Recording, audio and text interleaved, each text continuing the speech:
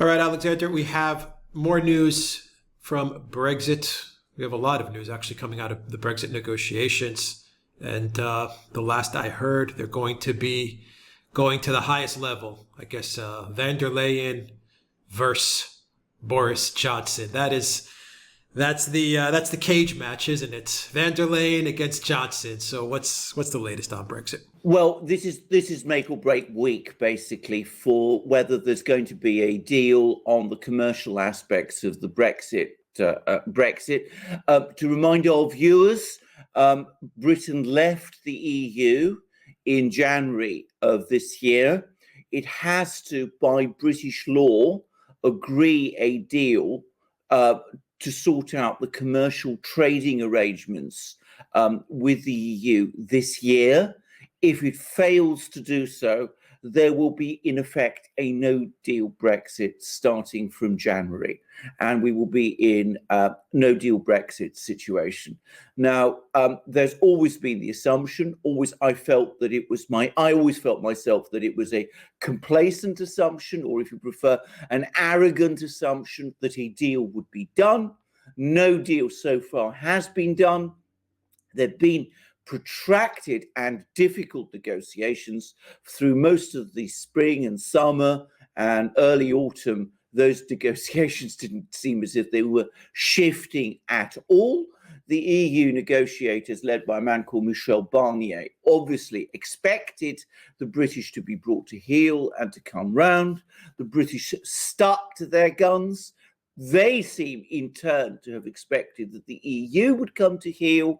Now we have a frantic last-minute attempt to break the deadlock, with Boris Johnson heading to Brussels to meet Ursula and to try to negotiate a deal there. Now, I have to say, I've been hearing contradictory things about Boris Johnson's dash to Brussels. At one extreme, and I've actually heard people talk in this way, I'm not saying this is correct, but I've heard people comparing this to Chamberlain's dash to Munich in 1938. So the expectation from those people who say that is he's going to capitulate, basically, and give the EU what it wants, which is essentially single market access. That is to say, Britain remains in a trading arrangement with the EU, which is regulated by the EU authorities and is subject to the supervision of the European Court of Justice. So that's one view.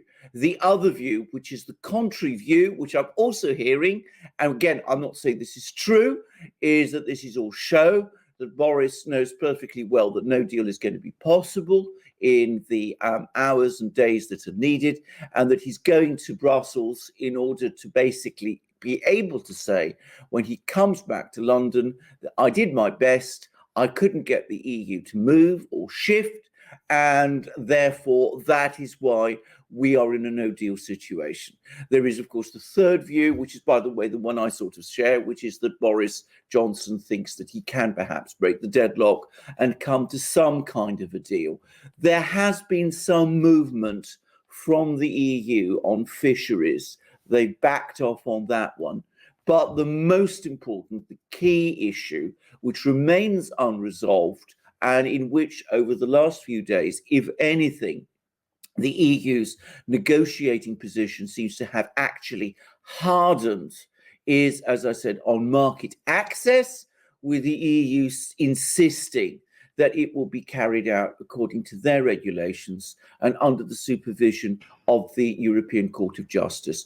If that happens, then in truth and in fact, we will be back to something very like the deal that Theresa May negotiated and which the British Parliament rejected, and which Boris Johnson became Prime Minister in order to jettison, and which he opposed. So we will see what happens. We will see what is more important for Johnson, cutting a deal or holding firm to his ground.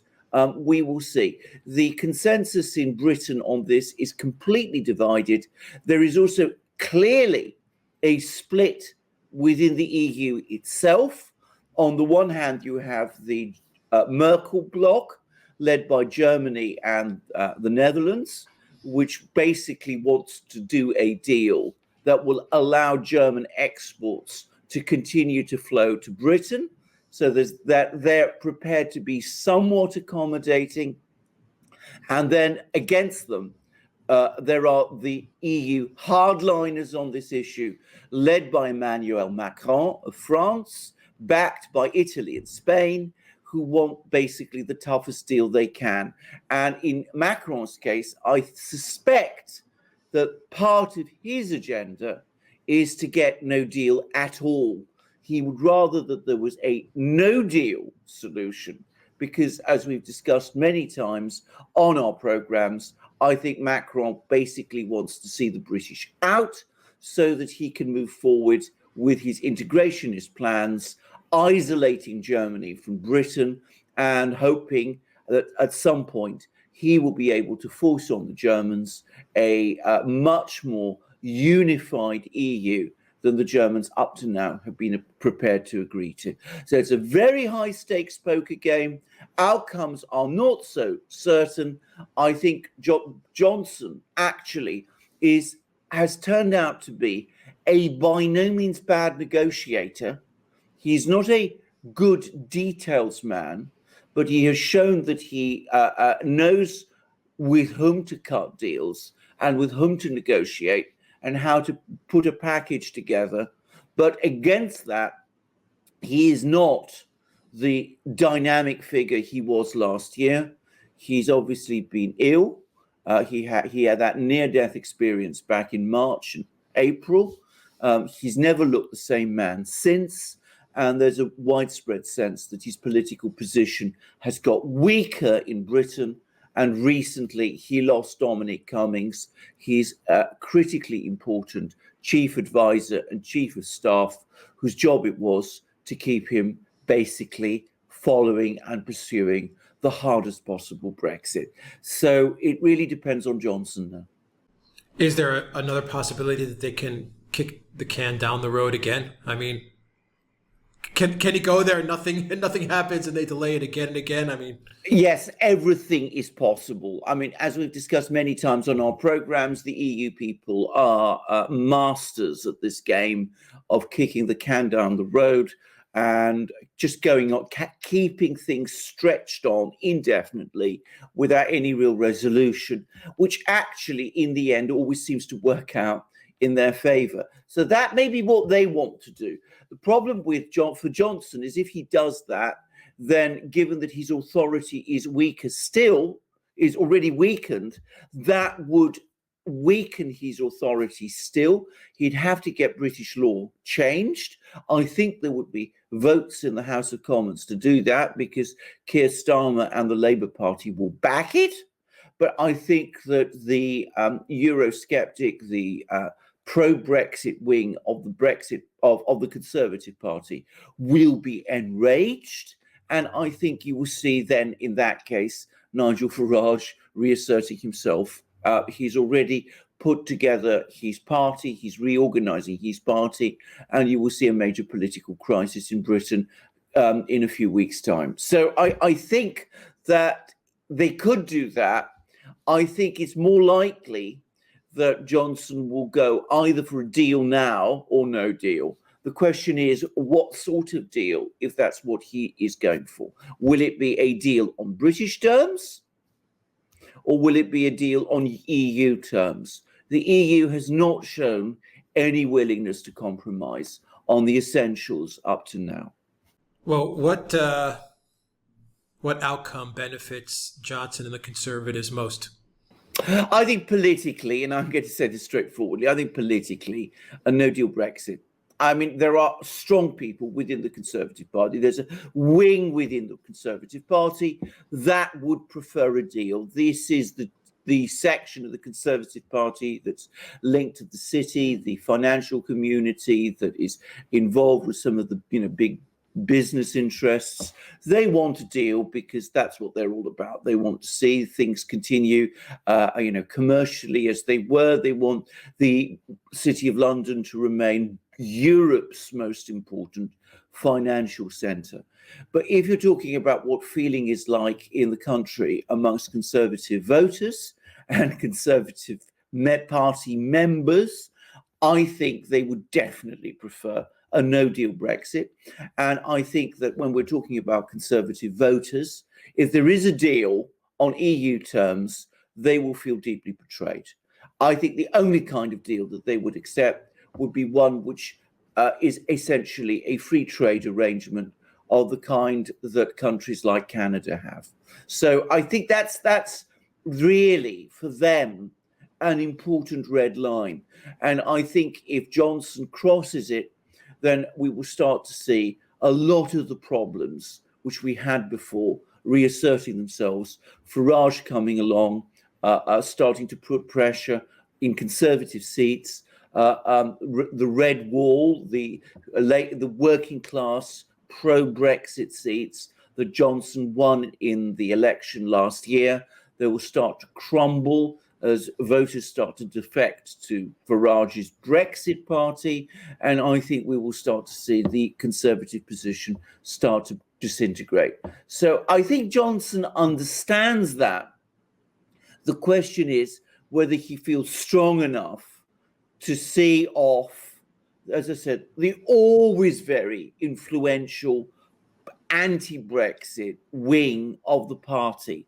They lost a lot of ground last year, but they've certainly not gone away.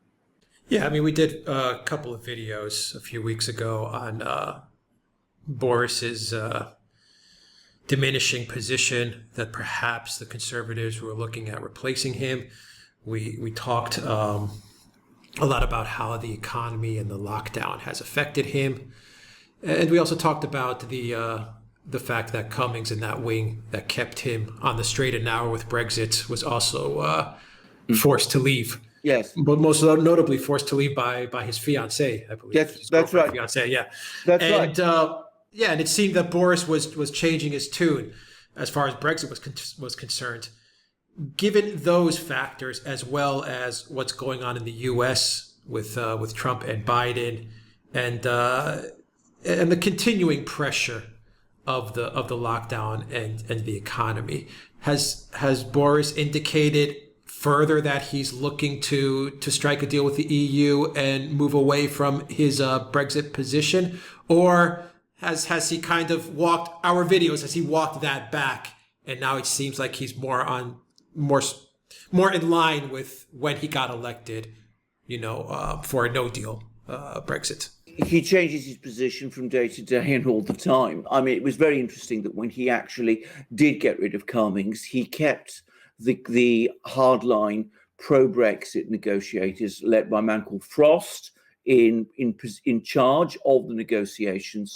He showed no real, and he gave out assurances that the government's pro-Brexit position had not shifted at all. But the strongest indication that it may have shifted, apart from the fall of Dominic Cummings, is the fact that he's going to Brussels. I have to say, I can't really believe that Boris Johnson would go to Brussels if he wasn't looking for some sort of deal. It's a question of what kind of deal he's hoping to get. He might find that if he's really clever and astute and as nimble and quick-witted as he was last year, that just as he was able to use Macron against the Commission and Merkel last year to get himself out of Theresa May's deal, he could use Merkel and Rutte, the Dutch Prime Minister. And it's important to remember that Ursula von der Leyen is ultimately part of that bloc in order to, break the impasse and get a deal which is on British terms rather than the very hardline EU terms. So, if you like, just as he was able to play Macron off against Merkel last year, he might be able to play Merkel off against Macron. The concern I have, and I say this straightforwardly, is that last year, Johnson was at the top of his game. I mean, he was a exuberant, dynamic prime minister, moving forward. He'd just become prime minister. He seemed to be relishing all the battles he was fighting in the House of Commons, and he broke through. He doesn't look like the same man this time. And your point about his fiancée, Carrie Symonds, is an important one, because my distinct impression of her, I mean, I may be doing her an injustice here, but my distinct impression is that she comes from the more liberal, more Remainerish, if you like, wing of the Conservative Party. And she's always there with him. I mean, they presumably go to their bedrooms together. They have their chats. They have all the kind of influence that she has and is able to bring to bear. She's a very political animal, by the way. She's an active Conservative before, and a middle-ranking Conservative official before she and Johnson came together. So she certainly has her views, and no doubt she is expressing them. And I would guess that her views are probably pushing Boris towards going for some kind of a deal. And some kind of a deal, I'm afraid, could end up being the EU's type of deal. The problem with the EU, as we've discussed many times on our programme, is that though it pretends to negotiate, in reality, it never does. It sets up a series of demands and then sticks to them unyieldingly, waiting for the other side to cave. That's what it always does. So I always feel that negotiating with them is always an extremely dangerous thing to do. And I think for Boris to go to Brussels and to think he can negotiate with them and take over the negotiation himself is perhaps reckless, especially given, as I said, that he's not the man he was. We have an expression in England that he who sups with the devil needs a very long spoon. I think Boris is going to sit down with the devil now, and I'm not sure about the length of his spoon. It seems to me he's putting himself, changing the metaphor, very much into the lion's den. And if I had been advising him, would have advised him not to go to Brussels. Yeah, that's the part that worries me. We'll leave it there. I mean, it is kind of negotiations 101, the fact that he's going to Brussels already. He's yielding to them by going to their territory. So I think that's a very troubling sign, the fact that he's going to get on a flight and go to Brussels. And a word of warning, and you can give a quick comment and we'll end it. I remember when radical leftist Syriza Tsipras was talking a big game before he got elected about how he was going to take Greece out of the EU, and he was going to fly to Brussels and tell them to take the deal, the austerity deal, and shove it. And he was, this big man, thumping his chest and saying he is going to take Greece either out of the EU or out of the austerity deal. And he flew to Brussels, and everyone was like, oh, and they even gave him a mandate. They even voted, for Tsipras to do that, get us out of this austerity no matter what it takes. And he said, yeah, I'm going to go to Brussels and I'm going to show them. And, he went up there, he came back, and he got us the worst deal of the century. We're going to be in debt to the EU for 110 years. And that's not an exaggeration. No, and he came back a broken, defeated man. I don't know what they did to him. I don't know what gun they put to their head. I don't know what they showed him or what they told him. But boy, did he just get completely slaughtered when he flew to Brussels. So that's just my word of warning. I don't know if you have any comments there. I would add to that, with which I completely agree, by the way, that if Boris Johnson needs, to see what happens, what kind of risks you run if you negotiate with the EU on their terms, he needs to look no further than what happened to Tsipras. I mean, Tsipras, as you correctly said, went to Brussels and they steamrolled right over him. And if he goes to Brussels, he risks the same thing happening to him with the same outcome for him as the outcome that Tsipras was landed in. Tsipras is a broken and discredited figure in Greece. If Boris goes to Brussels and caves and agrees to what the EU wants, then he will be a broken and discredited figure in London and in Britain too. And I think that should be an important warning for him. And I think that, again, I repeat again what I said. I would have advised him not to go. I would have said this is most unwise. You have your negotiators there. There's always the telephone if you want to speak to anybody. Don't go to Brussels. But the fact is he has. So we will see what comes of it. Yeah, I agree. And at the end of the day, you could just always phone up the EU and say, I can't come because of the pandemic. Guys, I can't travel. Hey. Well,